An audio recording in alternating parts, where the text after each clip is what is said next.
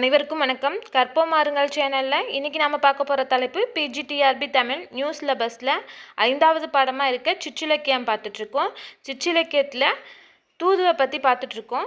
தூதில் 2வது பகுதியை இன்றைக்கி நம்ம பார்க்க போகிறது சங்க இலக்கியங்கள்லேருந்து காப்பிய இலக்கியங்கள் வரைக்கும் இடம்பெற்றிருக்க தூது பற்றின கருத்துக்கள், எந்த மாதிரியான தூது அனுப்பியிருக்காங்க அப்படிங்கிறத பற்றி இந்த வீடியோவில் பார்க்கலாம்.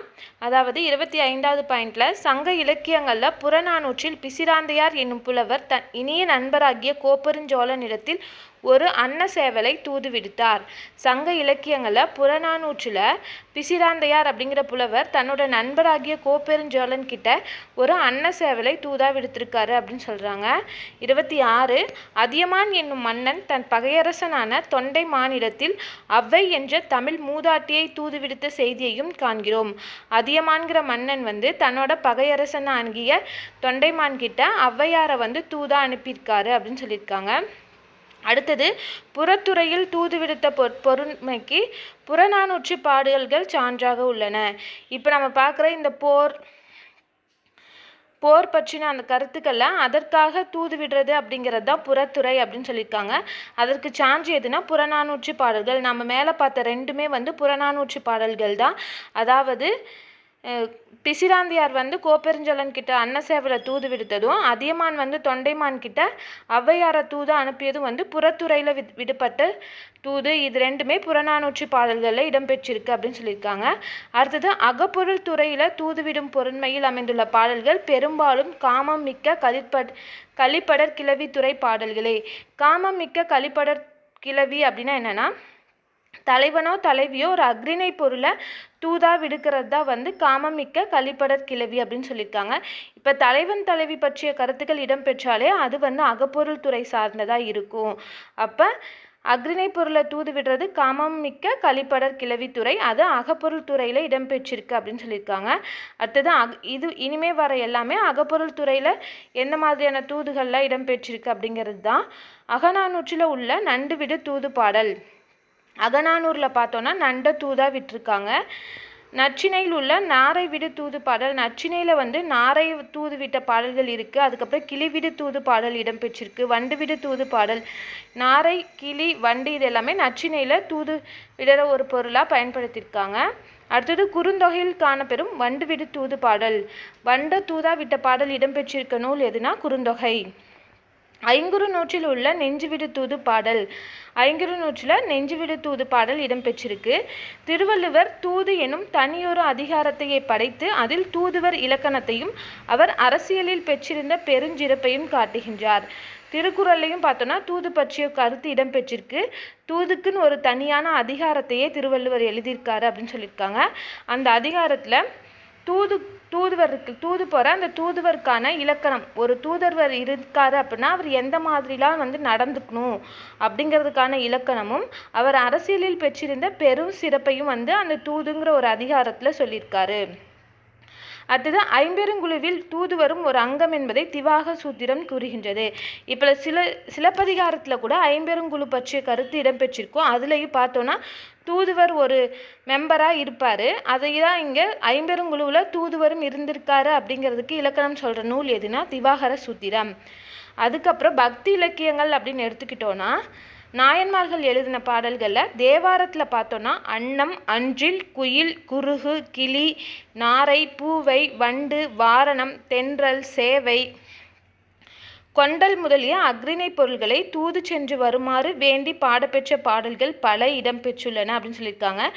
நாயன்மார்கள் எழுதின தேவாரத்தில் அன்னம், அன்றில், குயில், குருகு, கிளி, நாரை, பூவை, வண்டு, வாரணம், தென்றல், சேவை, கொண்டல் முதலிய அக்ரிணை பொருள்களை தூது சென்று வருமாறு வேண்டி பாடப்பெற்ற பாடல்கள் இருக்குது.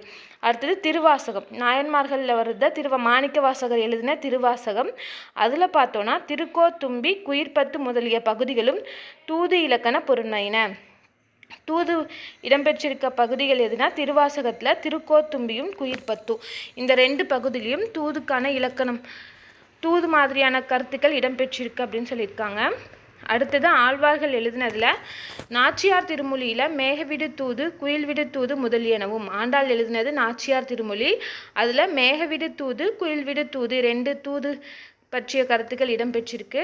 அடுத்தது பெரியாழ்வார் திருமொழியில் செம்போத்து விடு தூது, பெரியாழ்வார் திருமொழி செம்போத்து விடுத்தூதும், திருமங்கை ஆழ்வாரோட பாடல்களில் நாரை விடுத்தூதும் வண்டு விடுத்தூதும் இடம்பெற்றிருக்கு அப்படின்னு சொல்லியிருக்காங்க. நாச்சியார் திருமொழியில் மேக விடுத்தூது குயில் விடுத்தூது, பெரியாழ்வார் திருமொழியில் செம்போத்து விடுத்தூது, திருமங்கை ஆழ்வாரோட பாடல்களில் நாரை விடுத்தூது வண்டு விடுத்தூது பற்றிய கருத்துக்கள் இடம்பெற்றிருக்கு. இது எல்லாமே பக்தி இலக்கியங்களில். அடுத்தது காப்பியங்களில் பார்த்தோன்னா தூது பொருண்மை பற்றிய செய்தியும் ஒரு அங்கம் என்பதை மந்திரம் அது செலவிகள் வென்று என வரும் தண்டி அலங்கார பகுதி கூறுகின்றது. இப்போ தண்டி அலங்காரத்தில் பார்த்தோன்னா காப்பியங்களுக்கு இலக்கணம் சொல்லியிருப்பாங்க. தண்டி அலங்காரத்தில் காப்பியங்களுக்கான இலக்கணம் சொல்லியிருப்பாங்க. அந்த மாதிரி காப்பியங்களுக்கு இலக்கணம் சொல்லும்போது மந்திரம் அது செலவிகள் வென்றி அப்படின்னு சொல்லி தூதுக்கான ஒரு கருத்தும் இடம்பெற்றிருக்கு அப்படின்னு சொல்லியிருக்காங்க. இப்போ மந்திரம் அது செலவிகள் வென்றி என்று தூது பொருண்மையை கூறிய இலக்கண நூல் எதுன்னு கேட்டாங்கன்னா தண்டி அலங்காரம். காப்பியங்களை எடுத்துக்கிட்டோன்னா சீவக சின்னாமணியில் குணமாலை சீவகனுக்கு விடுத்த கிளிவிடு தூது, சீவக சின்னாமணியில் குணமாலை சீவகனுக்கு விடுத்த கிளிவிடு தூது. அடுத்தது சூளாமணியில் சுவலனசடி எனும் மன்னன் பயாபதி என்பானுக்கு விடுத்த திருமண தூது, சூளாமணியில் சுவலனசடி என்னும் மன்னன் பயாபதி என்பானுக்கு விடுத்த திருமண தூது. பெரிய புராணத்தில் சுந்தரமூர்த்தி நாயனார் தன் மனைவியான பறவை நாச்சியாரிடத்தில் விடுத்த இறைவன் தூது. பெரிய புராணத்தில் பார்த்தோன்னா சுந்தரர் வந்துட்டு பறவை நாச்சியார்கிட்ட இறைவனை தூதா விட்டிருக்காரு. அடுத்தது பாரதத்தில் பாண்டவர் துரியோதனரிடம் விடுத்த கண்ணன் விடு தூது, பாரதத்தில் பாண்டவர் துரியோதனரிடத்து விடுத்த கண்ணன் விடு தூது. ராமாயணத்தில் ராமபிரான் ராவணனுக்கு விடுத்த அனுமன் விடு தூது அங்கதன் விடு தூது. ராமாயணத்தில் ராமபிரான் ராவணனுக்கு விடுத்த அனுமன் விடு தூது அங்கதன் விடு தூது. அடுத்தது கந்த புராணத்தில் முருகப்பெருமான் விடுத்த வீரபாகு தேவர் விடு தூது. கந்த புராணத்தில் முருகப்பெருமான் விடுத்த வீரபாகு தேவர் விடுத்தூது. தேம்பாவணியில் சூசையப்பரின் விண்ணுலக தூது, தேம்பாவணியில் சூசையப்பரோட விண்ணுலக தூது. நலவெண்பாவில் தமயந்தி நலனுக்கு விடுத்த அன்ன விடுத்தூது, நலவெண்பாவில் தமயந்தி நலனுக்கு விடுத்த அன்ன விடுத்தூது.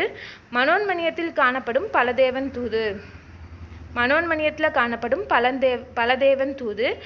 அது மட்டும் இல்லாமல் தாயுமானவர் பாடல்கள், சத்திமுத்த புலவரோட தனிப்பாடல்கள், பாரதியார் பாடல்கள் எல்லாமே தூது சிறப்பிடம் பெற்று விளங்குது அப்படின்னு சொல்லியிருக்காங்க.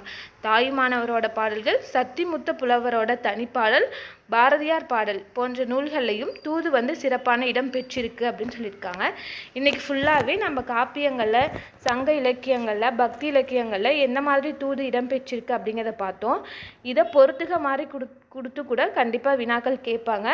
அதனால இதை நல்லா படிச்சுக்கோங்க. நாளைக்கு அடுத்த வீடியோவில் பார்ப்போம். நன்றி, வணக்கம்.